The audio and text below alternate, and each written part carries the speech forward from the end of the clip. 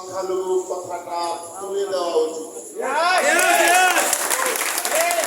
কারণ আমার জন্ম এই মাটিতে, এই শিখন সরকারের জন্ম এই মাটিতে, তার পিতা এখানে জন্ম নিয়েছে, আমার পিতা এখানে জন্ম নিয়েছে, আমার পূর্বপুরুষও এখানে জন্ম নিয়েছে, শিখন সরকারের পূর্বপুরুষও এখানে জন্ম নিয়েছে।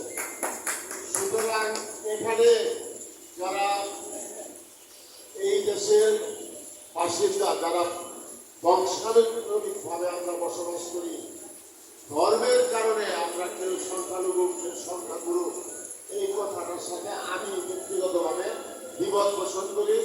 আমার মনে হয় এই কনসেপ্টটা থেকে আমাদেরকে বের হয়ে আসতে হবে। আমি মনে করি এই 5ই আগস্ট বাংলাদেশে যে পরিবর্তন হয়েছে, এই পরিবর্তনটা অবশ্যম্ভাবী ছিল।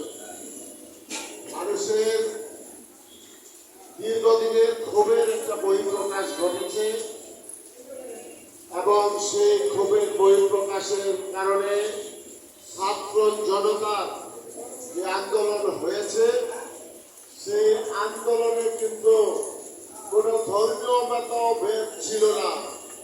সকল ধর্মের লোকেই কিন্তু এই আন্দোলনে অংশগ্রহণ করেছে।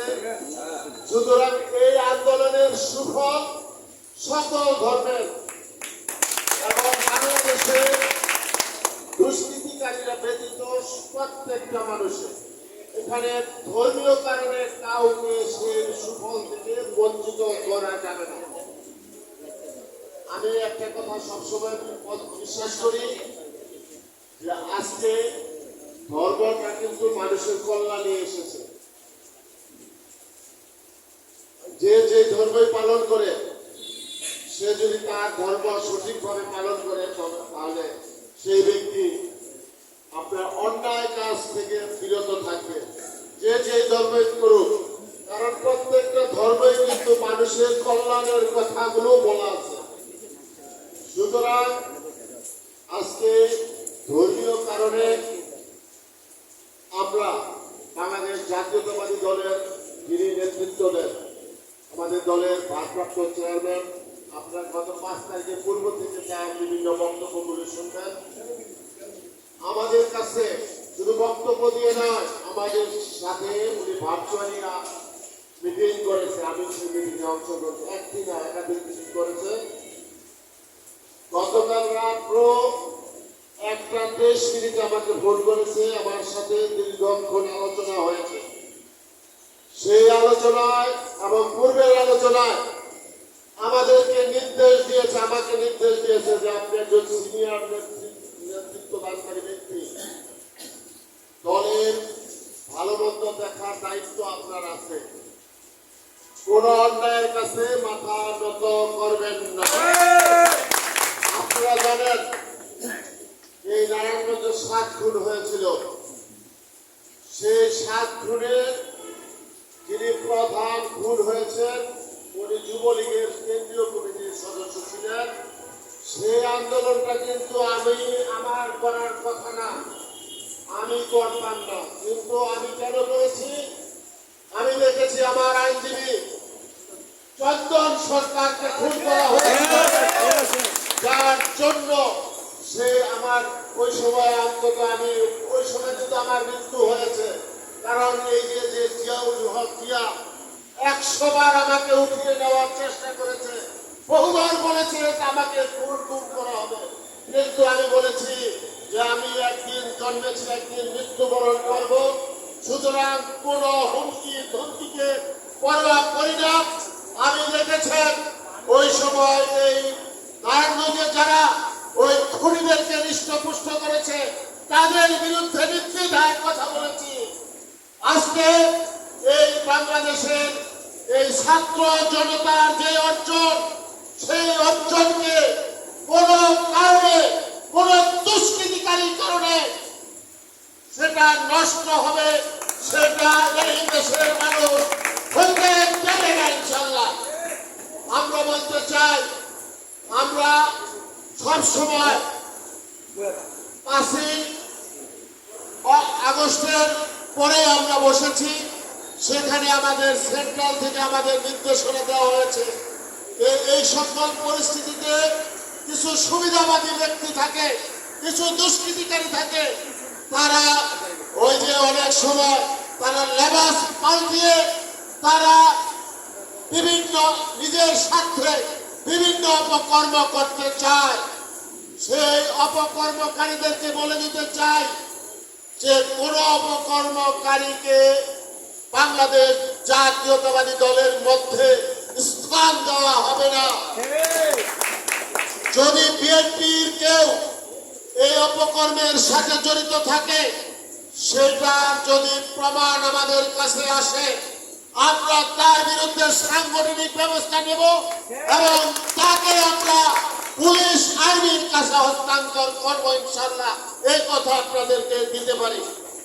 আমি বলতে চাই 5 তারিখের পরে 6 তারিখ থেকেই আমরা নারায়ণগঞ্জ মহানগর বিএনপি এবং জেলা বিএনপি এবং আমাদের যত অঙ্গ সংগঠন আছে আমরা কথা বলে আমরা প্রতিটি যে সকল জায়গায় এরকম ইনসিডেন্সের খবর পাওয়া গিয়েছে সেখানে আমরা চেষ্টা করেছি সশরীরে উপস্থিত হওয়ার। আমরা নারায়ণগঞ্জের বেশিরভাগ মন্দিরগুলি পরিদর্শন করেছি এবং আমরা গিয়েছি, আমরা আপনাদেরকে অভয় দিয়েছি। এটা মুখের কথা না, আমি সাখাওয়াত যেটা করি যেটা বলি আমি মস্কাই না, ভেঙে যেতে পারি কিন্তু মস্কাবো না। আপনাদের উপরে কোন জুলুম, কোন ব্যবসা প্রতিষ্ঠান দখল বা কোন প্রকার হয়রানি সেটা বাংলাদেশ জাতীয়তাবাদী দল বিএনপি বরদাস্ত করবে না ইনশাল্লাহ। বিএনপি আপনাদের সাথে আছে, আমাদের নেতা তারেক রহমান আপনাদের পাশে আছে। আমরা বলতে চাই ইতিপূর্বে আপনাদের কাছ থেকে কিছু বক্তব্য এসেছে যে কিছু কিছু জায়গায় ইনসিডেন্ট হয়েছে। আমি বলতে চাই যে আপনারা, আমি শিখন সরকারকে বলেছি যে এগুলো আপনারা সুষ্ঠুভাবে নিজেরা তদন্ত করেন, তদন্ত করে যারা এই ঘটনার সাথে জড়িত সেটা লিস্ট করেন, একটা দরখাস্ত আকারে জেলা প্রশাসক পরামর্শ দেন এবং আমাদেরকে অনুলিপি দেন, এবং আমরা বলতে চাই যে সেটার ব্যাপারে যদি যারা করছে তাদের বিরুদ্ধে আমরা সকল ধরনের আইনি ব্যবস্থা থেকে শুরু করে সকল ব্যবস্থায় আপনাদের পাশে থাকবো ইনশাল্লাহ। আমরা আসলে এইখানে তো আমাদের জন্য, আমি যে ছোটকালে লেখাপড়া করেছি ক্লাস 1 থেকে যে মেট্রিক পর্যন্ত যে এলাকায় লেখাপড়া করেছি সেটা 80% মানুষ ওই সময় হিন্দু ধর্মাবলম্বী লোক ছিল। আমরা যে ক্লাসে ছিলাম 50 জন ছাত্রছাত্রী থাকলে তার মধ্যে 35 জন ছিল হিন্দু ধর্মাবলম্বী। আমার ছোটবেলার বন্ধু সবাই হিন্দু, সে তাদের বাড়িতে আমরা খেয়েছি, তারা আমাদের বাড়িতে খেয়েছে, তাদের সাথে খেলাধুলা করেছি, তাদের সাথে বড় হয়েছি। আজকে এই বড় হয়ে আমাদের মধ্যে যে কোনো বিভেদ তৈরি হবে সেটা আমরা হতে দেব না। আমরা বলতে চাই আজকে থেকে আপনারা একটা কথা সবসময় কি করেন যে সবসময় আপনারা নিজেদেরকে এই বাংলাদেশের একজন গর্বিত নাগরিক হিসাবে মনে করবেন এবং আপনাদের বিরুদ্ধে যদি কেউ কোনো দুষ্কৃতিকারী কোনো ধরনের কোনো কিছু হয় আপনারা মুখ বুঝে থাকবেন না, আমাদেরকে জানাবেন। আমরা কিন্তু ইতিপূর্বে এই নারায়ণগঞ্জ শহরে আমাদের দলের পক্ষ থেকে মাইকিং করেছি, মাইকিং করে আমাদের নাম্বার দিয়েছি, টেলিফোন নাম্বার। যদি এরকম কিছু হয় তাহলে আমরা সেটা ব্যবস্থা নেব। আজকে যে সকল অভিযোগগুলি এসেছে, মামলার ব্যাপারে এসেছে, সকল বিষয়গুলি আমরা বিবেচনা করে আমরা দেখব, আমরা আপনাদেরকে সহায়তা করবো ইনশাল্লাহ। আপনার সুজিত বাবুর কথা বলেছেন, সুজিত বাবু আমার সাথে কথা বলেছে, আমি বলেছি, আমি তাকে অভয় দিয়েছি এবং তার সাথে আমি কথা বলেছি। আমি বলতে চাই আসলে অপরাধী সকল ধর্মেরই হতে পারে, অপরাধী তো অপরাধী, অপরাধী অপরাধী, কিন্তু কোন নির্দোষ ব্যক্তি সাজা পাবে কোনো নির্দোষ ব্যক্তি জেল খাটবে সেটা হতে পারে না। আজকে এই যে ছাত্র জনতার যে আন্দোলন হয়েছে সেই আন্দোলনে আমার বিরুদ্ধে 23টা মামলা হয়েছে। এই বর্ষগুলোতে 23টা মামলা হয়েছে। তো যেখানে যত মামলা হয়েছে মনে করেন এরকম, আমি তো ওই যে আপনাদের মা দুর্গা ওনার 10টা হাত, আমার তো 10টা হাত না। দেখা যায় ফতুল্লায় আমি যেই টাইমে ঘটনা ঘটাইছি, নারায়ণগঞ্জে সেই টাইমে ঘটনা ঘটাইছি, ওই বন্দরও সেই একই টাইমে ঘটনা ঘটাইছি। তো আমি কি অতি মানব না? তো আমি জিন বা কিছু না, কিন্তু আমার বিরুদ্ধে এরকম এই এক থানায় মামলা করা হয়েছে। কিন্তু এইসব মামলা গত 15 বছরে প্রায় 70 থেকে 72টা মামলা হয়েছে। এই মামলা আসলে এগুলিকে তো সাজা দিতে পারে নাই। তো এই যে যদি কেউ কোনো মামলায় করেন, ধৈর্য ধরেন, আমরা সেইগুলির ব্যাপারে যদি নির্দোষ হয় তাহলে আমরা ইনশাল্লাহ সেগুলির ব্যাপারে আমরা আপনাদের সহায়তা করবো ইনশাল্লাহ।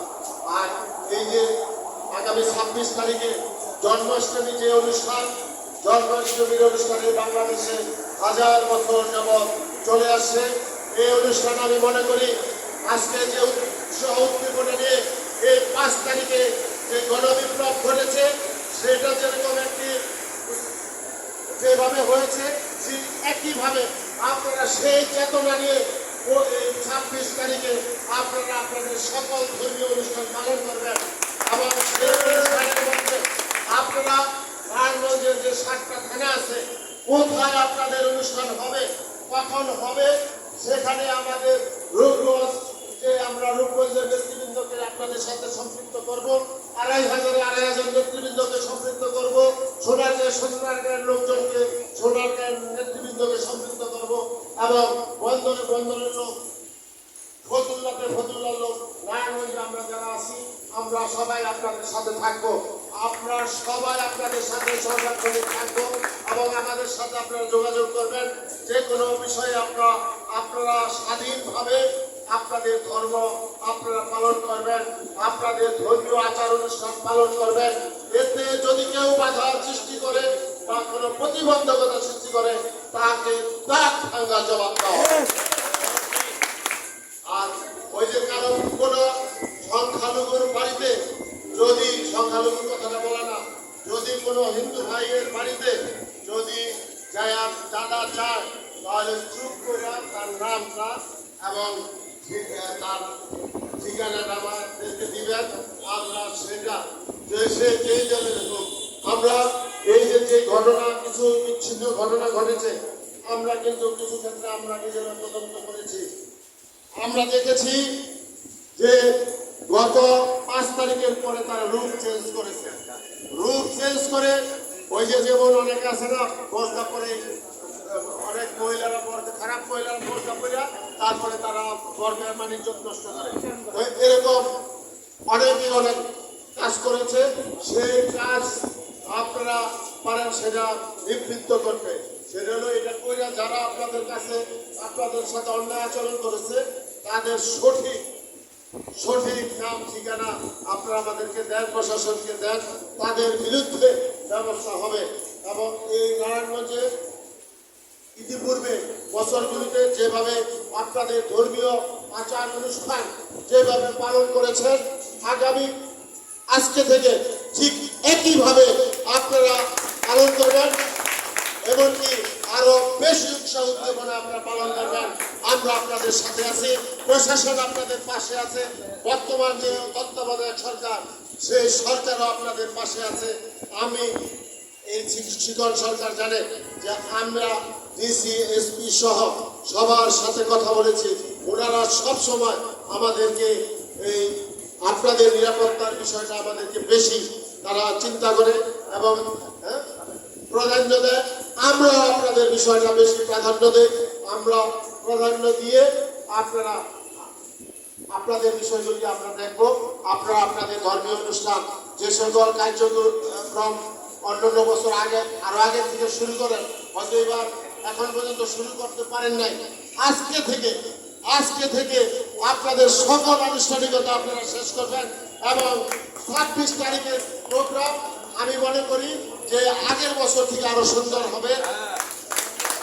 তো যাই হোক, অনেক কথা বললাম, আমি শুধু বলতে চাই যে আপনারা আপনাদেরকে দুর্বল মনে করবেন না। আপনারা আপনাদেরকে এই দেশের নাগরিক হিসাবে, একজন সম অধিকারের নাগরিক হিসাবে আপনাদেরকে মনে করবেন। আমরা আপনাদের পাশে আছি, আপনারাও আমাদের পাশে থাকবেন, এই আশাবাদ। এই একটা কথা বলতে চাই, লাঙ্গল বন্ধু বা নারায়ণগঞ্জের যে কোনো ধর্মীয় প্রতিষ্ঠানের জায়গা হোক, যদি কেউ এই দুঃসাহস দেখান তাহলে তার বিরুদ্ধে আইনানুগ ব্যবস্থা গ্রহণ করবে এবং বিএনপি আপনাদের পাশে থাকবে ইনশাল্লাহ। রাজঘাট বা লাঙ্গলবন যেখানে যে কেউ এগুলি করেন, সেটা যদি কেউ করে থাকেন দ্রুত ছেড়ে দেন, নাহলে কিন্তু এটার জন্য আপনাদেরকে পরিণতি ভোগ করতে হবে। এটাই আমার হুঁশিয়ারি। তো সবাইকে ধন্যবাদ। আপনারা এখানে যারা এই আজকের এই অনুষ্ঠান সুন্দর সার্থক করেছেন,